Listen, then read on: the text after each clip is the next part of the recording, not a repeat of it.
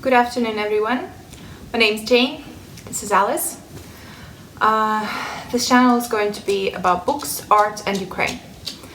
This is the easiest introduction I can do. There's not going to be a long tag or a long talk. I am a Ukrainian, and I want to tell the world about the books I'm reading, the books I'm writing, the art I'm viewing and doing, and about what's going on in my country right now. On February 24th in the morning, very, very early in the morning, I think it was about 3 or 4 in the morning, my mother called me at 6 in the morning when we knew what was going on. Our closest neighbor, Russia, invaded our country. There has been a covert war going on for the last 8 years in the eastern regions of my country. And whatever you think about that, this is what I'm saying. This is the truth that the entire population of my country knows. We have been invaded. It was dirty. It was dishonorable. People are dying. There are explosions all around my city and all around my country. Residential buildings have been affected. There are a few civilian deaths. There are a lot of military deaths. There are border control people that have been killed in the very first few hours of war. There are shootings on the streets. They are giving out weapons to anybody who knows how to handle them. Every single able-bodied person is joining the ground defenses. I can't do it because I can't run very far, but I'm doing what I can. I'm spreading information online that I know of, only from official sources, only from our news, from the TV channels that are constantly updating us. They haven't stopped working for 1 second. They're giving us the freshest news and everything that's going on. I'll be telling you what our president is posting on his Telegram channel, what our mayor is posting on his Telegram channel. There's not going to be any speculation here. There's only going to be what I've seen with my own eyes and what have people that I love and care about that live in my city and in my country have seen with their own eyes. I'm also going to talk about the books I'm reading and writing, because life doesn't stop because your closest neighbor invades you. What has happened so far in Kiev? I live in the capital. 2 bridges have been blown. A residential building, yesterday the first residential building was affected. A bomb got into a residential building. I'm gonna put some pictures somewhere here. Nobody was injured. People were saved. Everything was fine. But bombing a residential building is a little despicable, don't you think? It got hit because there's an airport nearby. There are 2 airports in the city, and the smaller one is next to the building that got bombed. Today, another building in my district where I live, a bomb, it wasn't a bomb, it was a bomb that got destroyed, or a plane that was destroyed, and a piece of it got into the yard of the building. Most of us live in high-rise or tenement buildings, so 7 cars that were parked in the yard, inside the yard of the building, were burned. Well, I mean, they burned to a crisp. And all the windows in the building blown out. Everybody is spending their nights and days in bomb shelters. I'm at my mother's house right now. She lives on the other side of the city from me, right next to the forest. And when the war started, I stayed at my house with my dog. I wouldn't go anywhere. I wouldn't leave the city or the country. And my mom stayed at her place. But the next day, she just couldn't take it anymore. She just got in her car and she drove to get me. We floored it all through the city. And we went past I can't remember the word for this. It's a military place where people go when they are conscripted or they want to volunteer for military operations and they need to sign up there. And there was a crowd of people standing there in a queue to sign up, to help. Everybody who can is helping. Yes, there were people that went to different countries to save themselves and their children, and I'm not going to judge anybody. They have gotten refugee status and are being taken care of. The entire world is supporting us so much. I have an Etsy shop, and everybody who has ever bought anything from me messaged me and told me that they are with us, that they think of us, asked if they can help in any way. Anybody who I've ever interacted with on Instagram has messaged me. Anybody who's ever just seen one of my posts and haven't talked to me, messaged me with their thoughts and prayers and support. And contrary to belief, that means so much. Anybody who thinks of Ukraine right now and of Ukrainian people is a treasure. I think everybody who thinks that we're worth supporting. Now let's talk about something more pleasant. I took some books with me when I was packing my bags to get to my mom's house. These are my mom's books, these are not my books. So I have my own little stack here of books that I'm currently reading, and I'm already feeling like I should have gotten more. I have my little bookmarks with me and my sticky notes and a few pens because I like to annotate my books. The first book that I'm reading is The Fellowship of the Ring. This is the first time I'm reading the Lord of the Rings series. Sorry, she's going to eat these if I don't hide them. This is the first time I'm reading these. This is... Alice, stop it! These are my bookmarks. This is the favorite series of so many people, and I got the boxed set of this for Christmas from my boyfriend, and stop it! And I'm reading the first one right now. I'm about 1/3 through, and I'm enjoying it. I have read about up to this point before, a couple years ago, but I got distracted by something because I'm easily distracted.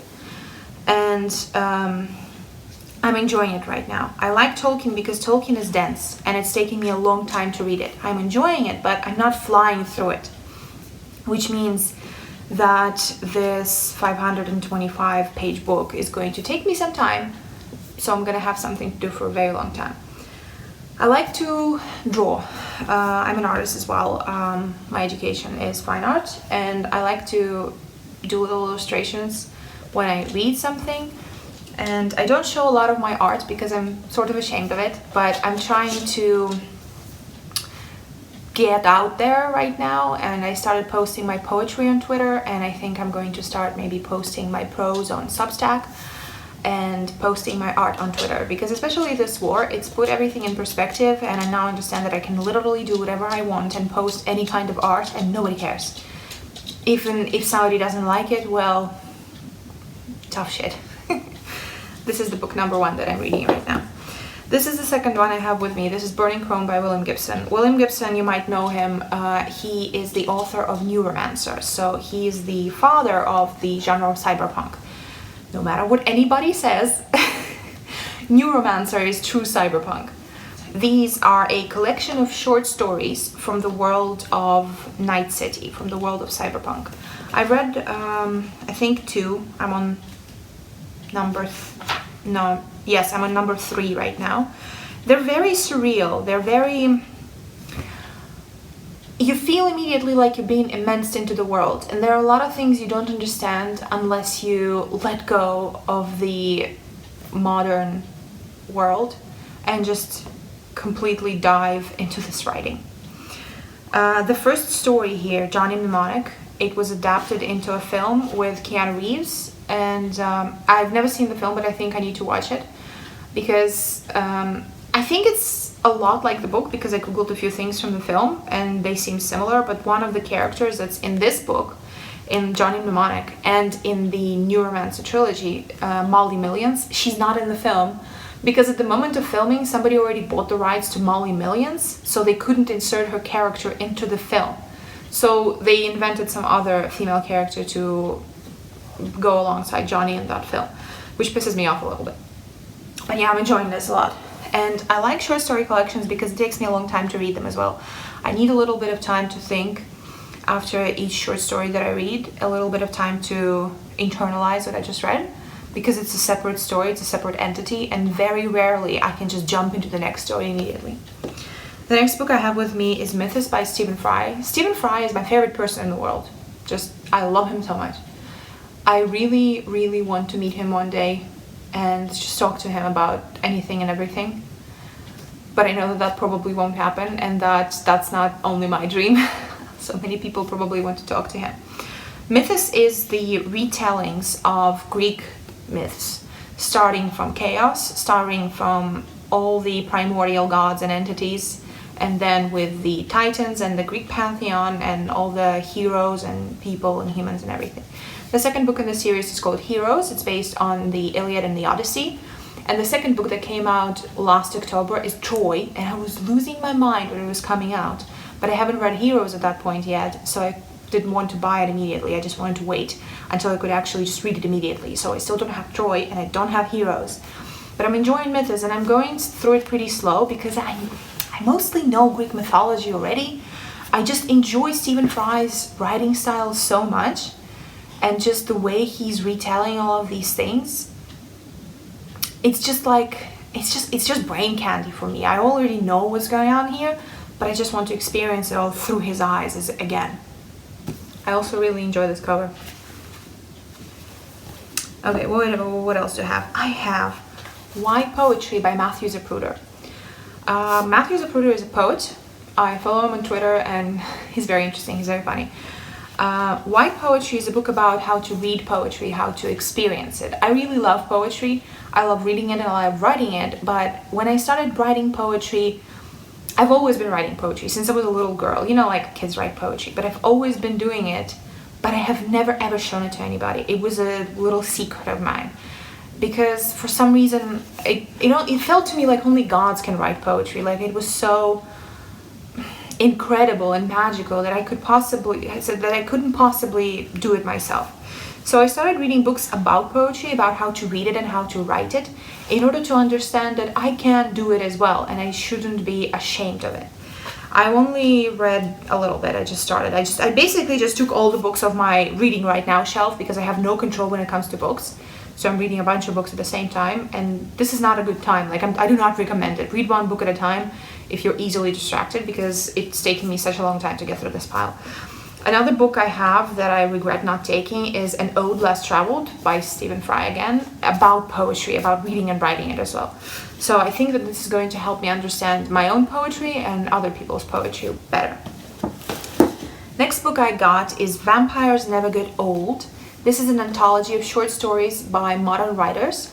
I love vampires. I love everything to do with vampires.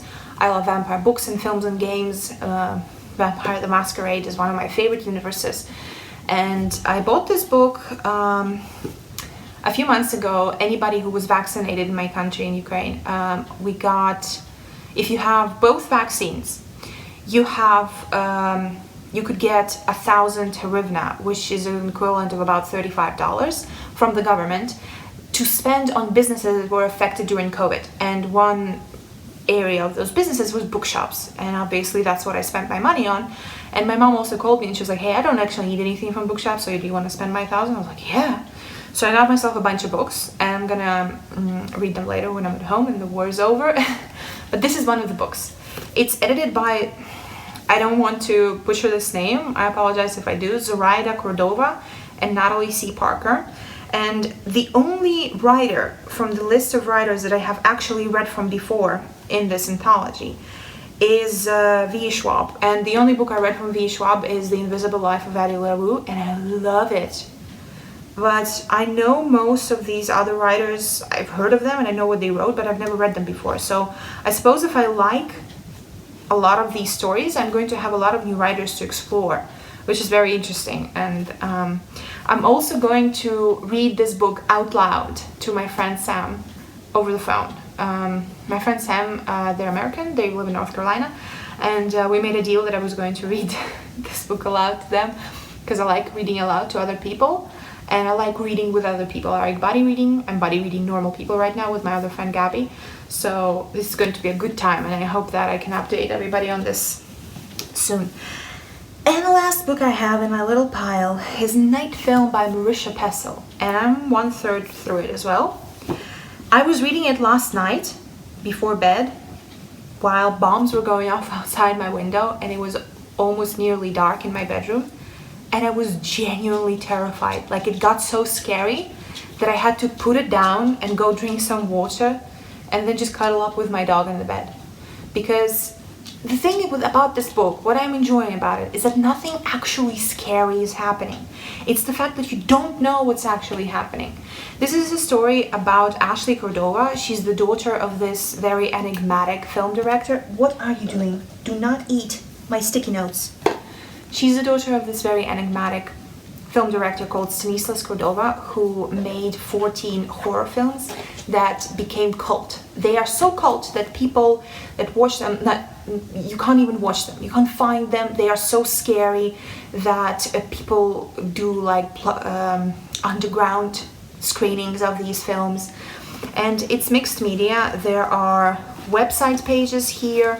There are newspaper cuttings and little notes and stuff, and it's pretty long and small font, but it's flying by so fast because it's so fascinating and also terrifying. I think I'm going to read this now while it's daytime. So yeah, these are my books that I'm reading right now. I also had a bunch of ebooks on my phone, so I thought that if I finish all of these and I'm not gonna be able to go home then still, and I'm gonna have to still be at my mom's, I'm gonna be able to read those. But I dropped my phone on its face the first day when my mom was picking me up, and it's dead, so I can't read off my phone. I have my tablet, which is what I'm filming on right now, so I apologize for the quality, and the quality of sound must be abysmal. But if I'm out of these books, I always have Project Gutenberg, and I'm probably just gonna read some Jane Austen forever. Thank you very much if you watched this video. If you're not interested in my book content, that's fine. But please send this video to people from your countries, people from other countries that you might know, your family and friends, to let them know what's going on in Ukraine. You can send them Telegram channels. I can link, I will link a bunch of official Ukrainian information down below. A lot of it might be in Ukrainian, but you can Google Translate stuff, or you can just go there and maybe you know somebody Ukrainian who's going to be able to translate some things for you. I really hope that the war is going to be over soon and we're going to be able to go back to normal. Spring is inevitable. I was outside today with my dog, just 2 feet away from my house because we have a curfew, we're not allowed to leave. And there was a woodpecker on top of the pine tree, just woodpeckering, just doing its own thing, and explosions in the distance. And neither the woodpecker nor the little birds in the bushes seem to be fazed. And life goes on. You just need to get through this. We need to kick his ass, and it's all going to be okay. Thank you for watching. Have a good day. I'm going to upload a new video very soon because I'm probably just going to be updating you on the war and my reading and writing constantly because I have nothing else to do right now. Have a good day. Slava Ukraini.